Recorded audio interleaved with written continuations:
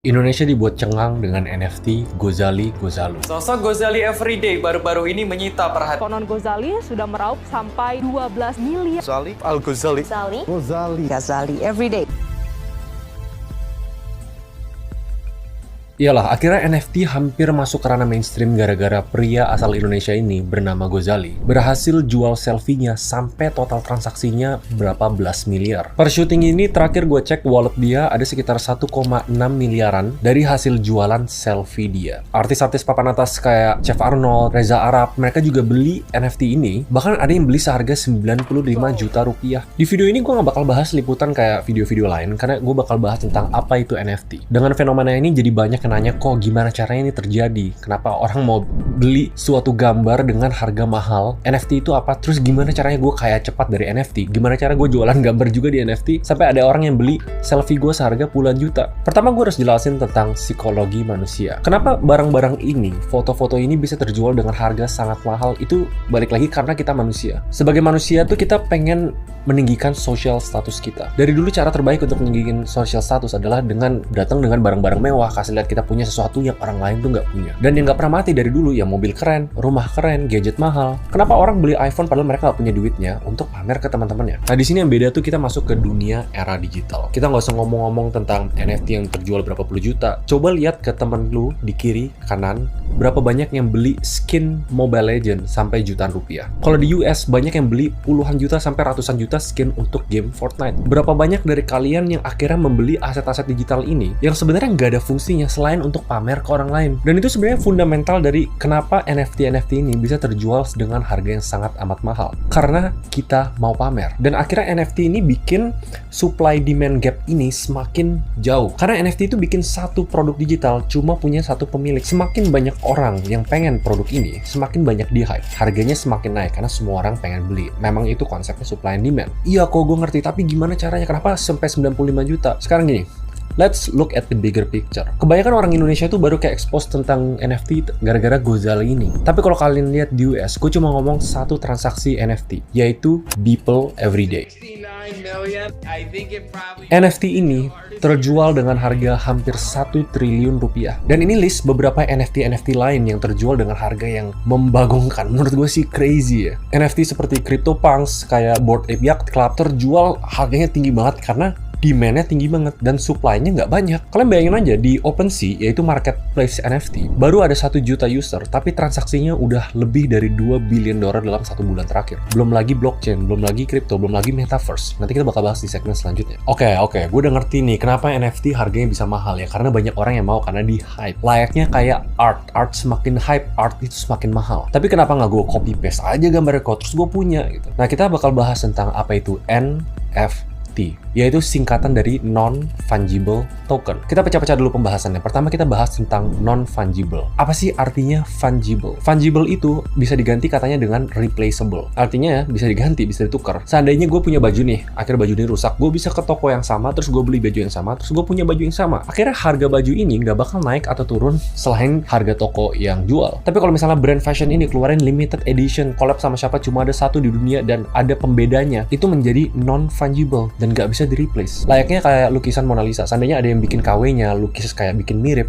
tetap orang tahu yang asli yang mana. Akhirnya yang asli yang punya harga paling mahal karena dia non-fungible, nggak bisa ditukarkan atau di-replace. Akhirnya konsep ini yang membuat NFT berbasis teknologi bisa membuat aset-aset digital ini terverifikasi siapa yang punya. Dulu tuh nggak bisa. Misalnya lu punya gambar digital, lu bikin susah-susah 10 jam lu upload. Orang copy paste ya, orang itu bisa bilang punya dia. Akhirnya NFT bisa nge-verifikasi kalau gua yang punya aset ini. Walaupun lu copy paste, nih sertifikasinya gua yang punya. Itu cara simple untuk ngejelasin dari non-fungible ya. Tapi gimana caranya kok? Apakah ada satu badan yang ngasih tahu, oh ini punya ini? No.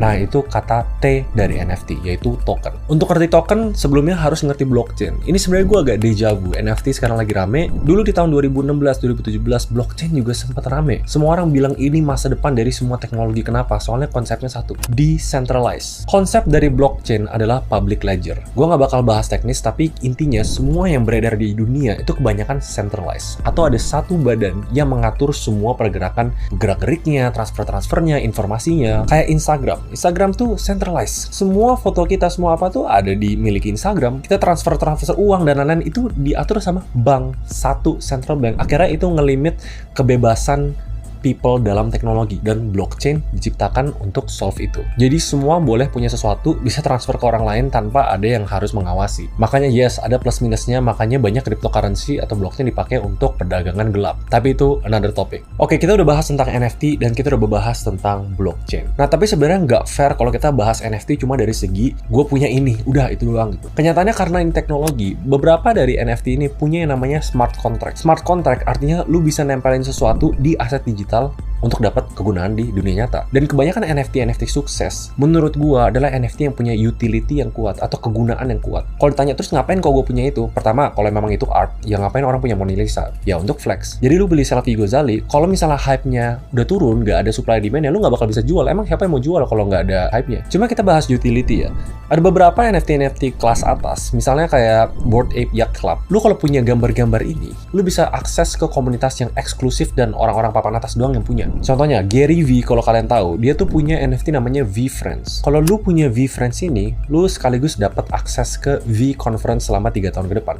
Dan tiket ke V-Conference itu mahal. Jadi akhirnya ada beberapa NFT juga yang utility-nya dipakai untuk game. And that's why the NFT bakal berharga mahal dan akhirnya harganya bakal stay dalam jangka panjang. Ini menurut opini pribadi gue, 95% NFT bakal mati dalam beberapa tahun ke depan kalau nggak punya utility yang kuat. Oke, tapi kenapa ini tiba-tiba rame dan apa implikasinya terhadap Metaverse? Metaverse itu intinya apa? Intinya Mark Zuckerberg atau Facebook percaya bahwa interaksi manusia kedepannya tuh bakal banyak banget di dunia digital. Gimana cara kita connect dengan orang yang misalnya ada di US, ada di Europe, kita bakal banyak di dunia digital. Dan sekarang terakselerasi dengan adanya pandemi. Kita udah biasa meeting dengan di Zoom, kita udah biasa sekolah online, kita udah bisa semuanya tuh online. Dengan adanya perpindahan behavior ini, kalau kalian percaya bahwa banyak manusia yang bakal pindah ke digital dibanding offline, NFT bakal berkembang pesat. Karena NFT itu cara untuk menunjukkan ada kepemilikan digital dan lu doang yang punya. Kalau kalian nonton film Ready Player One, dia bisa jual beli barang dan akhirnya barang itu kalau dipakai ya hilang. Nggak bisa sekedar di copy paste. Dan itu sebenarnya secara landscape besar, apa hubungannya Metaverse dengan NFT?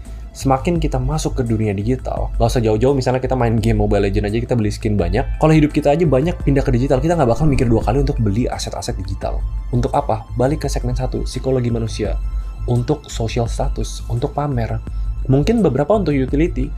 Tapi jujur aja guys, kita manusia tuh butuh social status. So, apa masa depan NFT, blockchain, dan metaverse menurut gue? Gue actually percaya, di hati kecil gue percaya bahwa kedepannya manusia bakal lebih banyak spend di digital dibanding di offline. Lihat aja behavior generasi milenial dan Gen Z dibanding baby boomers. Kita hampir nggak perlu keluar rumah untuk bisa berinteraksi dengan orang lain. Kita udah biasa dengan semua meeting online, dengan kerja online, dengan belajar online. It's only a matter of time menurut gue sebelum online terintegrasi 360 di dalam hidup kita. Kalau memang itu terjadi, walaupun Indonesia agak telat, NFT, blockchain, cryptocurrency akan naik sesuai dengan demand-nya. Tapi, karena sekarang hype-nya tinggi, cuma beberapa yang bakal bertahan 5 tahun ke depan, again, yang punya utility yang kuat. Cuma menurut kalian gimana? Apakah ini bakal stay dalam jangka waktu panjang? Apakah ini akan membuka banyak lowongan pekerjaan yang crazy? Cara orang make money di dunia digital, it's crazy. Tapi ya, realitinya sekarang NFT itu high net worth individuals. 1 juta user, 2 billion transaction, dan orang-orang yang punya uang banyak yang akhirnya bisa benar-benar maksimal di dunia NFT. Semakin banyak yang pakai, semakin itu terdemokratis. Dan akhirnya orang-orang biasa pun bisa day to day menggunakan NFT. Again, kalau utility-nya ada. Tapi, gue bisa aja salah. Makanya kan ini sebenarnya menurut kalau gue ada yang salah, gue